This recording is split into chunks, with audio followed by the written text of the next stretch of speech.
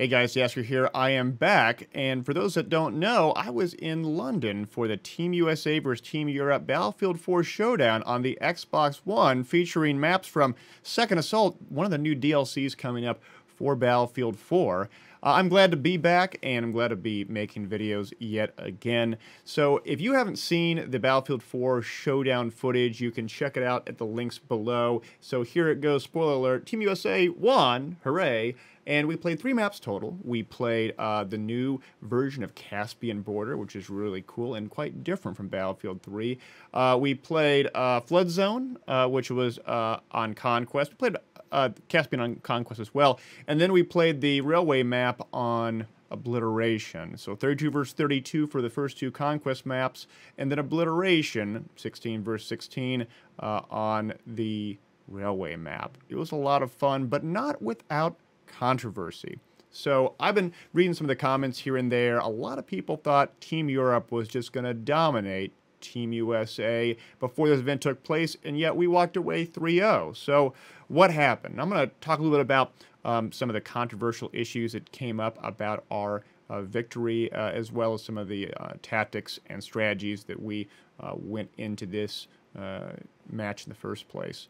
So first and foremost, this is not a real tournament in the sense of it's all pro players, and sure, they sort of advertised it as something where it was the best of the best. Well, not really. It was basically, in the golfing world, it's called a pro-am. It's a combination of professionals and amateurs. In this case, we had a lot of people from different Battlefield communities. We had people from YouTube. We also had a few pro players as well. And in this, it was a very wide range of skills that we had within the team. We had guys that were phenomenal in a given role that they could do. Others, such as myself, who don't play much Xbox, I had to play a little bit more of a passive role because, frankly, I'm not that good compared to these guys on these consoles. But I still put in some effort to try to learn it and go from there. So first and foremost, let's talk about team composition. When both these teams were formed, they were formed very quickly for this event, mostly with various community stakeholders and YouTubers in mind as the primary players. Team Europe formatted very quickly with a combination of players from a number of different European countries, including some from the competitive Xbox scene in Europe. Team USA was a little more haphazard. In this, I managed to submit a bunch of competitive Xbox players to be considered, along with all the other people that would normally be considered those that are active within the Battlefield community. And we were lucky enough to get 5 players from the Xbox competitive community. Of the competitive Xbox guys invited, we had 2 guys from Epsilon, 2 guys from Iconic, and 1 individual who a lot of people said was a pub star, but actually has competitive experience, plays for Team Rage in Call of Duty, and that was Compact Killer. The 2 guys from Epsilon were Cheney and Hulk, Cheney being a great infantry player, Hulk being a very, very good jet pilot. The 2 guys from Iconic were Payne X and Wally. Payne X was amazing when it came to his abilities of helicopter, whereas Wally was really, really good on the tank. Really quite amazing. To watch all these players play was really quite incredible. We also had Ice Viper as well, who is a popular YouTuber, but also incredibly good in the tanks. He was one of our secondary tank guys as well. These guys, these 6 guys, allowed us to dominate in the air and dominate on the ground vehicles. It really was quite amazing to see them play because they were showcasing the kind of skill that I see on the PC realm, but on console. And it was really awesome to see them play, and you could see from the spectator experience how good they were at executing. And all of them were dominant, all of them going 2 to 3 KDRs, not going down. Now, we supported them with very good players to be part of their crew. We wanted to accentuate their abilities. We wanted to reinforce their strengths and try to minimize our weaknesses. Let's talk about our weaknesses. One of the things that was mentioned during the showcase was on Team Europe, they said that the AC Bongos said that his infantry guys were better than ours. I don't think that he had the best infantry guys per se. I think Epsilon Cheney was by far the best infantry in that match. But I do agree with them. I think when you look at the average composition of our infantry guys compared to their infantry guys, the Europeans were, in fact, a bit better. But luckily, we were able to capitalize on our strengths of vehicle play and maintain our bleed in that respect and end up winning as well. Now, let's talk about some other controversy in mind. So first and foremost, planning. We had this team locked down about 2-3 weeks before the event took place, and me and the level BF guys worked together to create a series of strategies for the maps that we thought we were going to be playing. And from there, assign squad leaders and lines of communication and what their roles were and contingency plans. I think are all the other things that we would normally see with these organized 32 versus 32s that I've done in the past. And you may say, well, wait a minute, how do you know what maps were being played? Well, we really didn't. We knew that Second Assault was going to be played primarily for this game.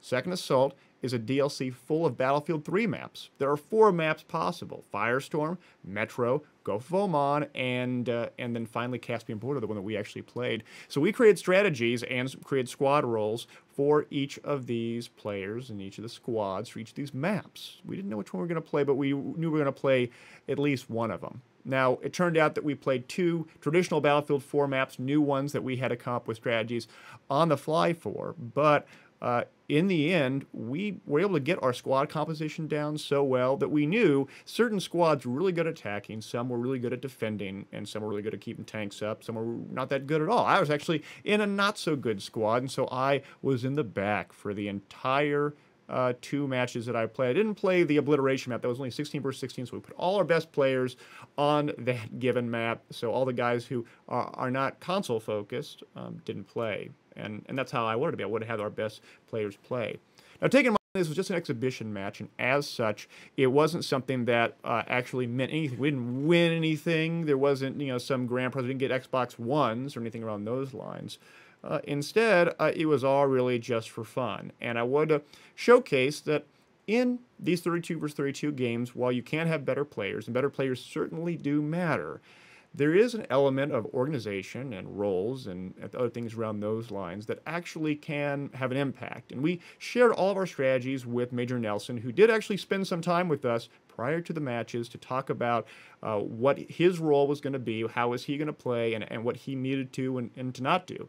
We provided him, we showed him maps, like actually printouts of the maps and what the potentials could be for the maps, what areas he needs to focus on and not focus on. And I'll tell you, having played Commander now for Battlefield 4, it's actually quite overwhelming. If you don't know what you're doing or you haven't had a lot of practice with it, it can be very daunting. But Major Nelson did a fantastic job with what he was able to sort of jump into the action and help our team when it counted. And so he was actually very helpful in being able to contribute to our victory here.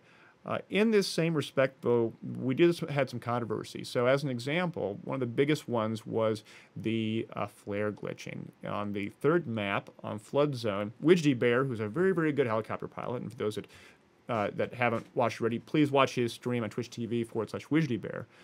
He was doing what's called flare glitching, which is you fire your flares off, you switch seats back and forth, and then you have, if you had to start with 6 flares, you'll pop up 2 flares, you'll switch seats, and then you'll have 4 flares. And then you'll regenerate some flares in the process as well. It essentially gives you multiple chances to dodge missiles.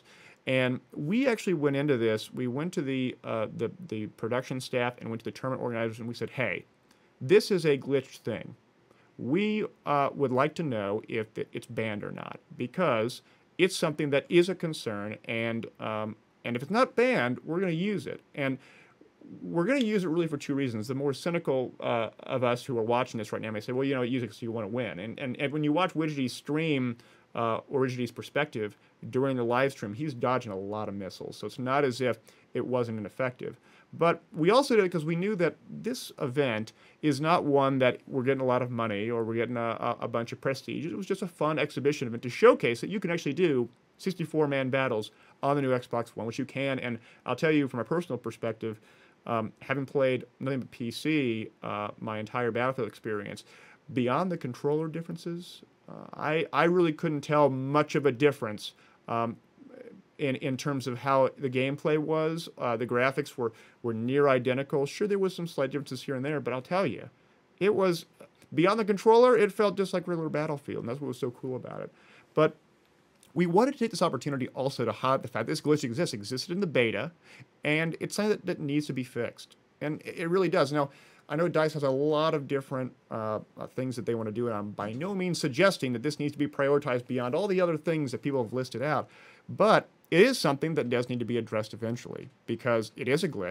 It does need to be fixed, and hopefully they do fix it. And that's all we're sort of hoping for in the end.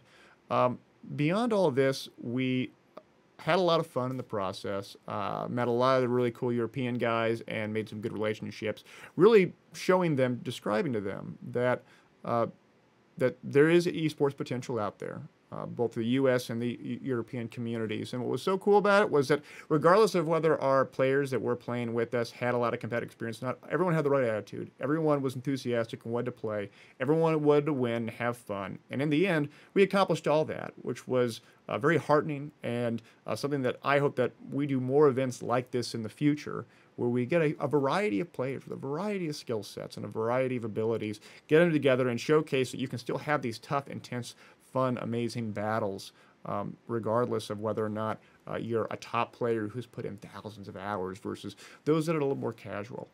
Nevertheless, I'll be doing more Battlefield videos in the future. I'm really looking forward to doing some Battlefield forecasting, and you got to give it up for Alex and Ben, who casted the Showdown event as well. They did a very good job, as well as Roy the Poley Roland, who does Battlefield 4 videos. He's actually controlling the spectator cam the entire time, and that was really cool as well. His ability to catch action at the right angles was really quite incredible. Nevertheless, though, hope you guys enjoyed this and the footage behind me. I'll see you guys later.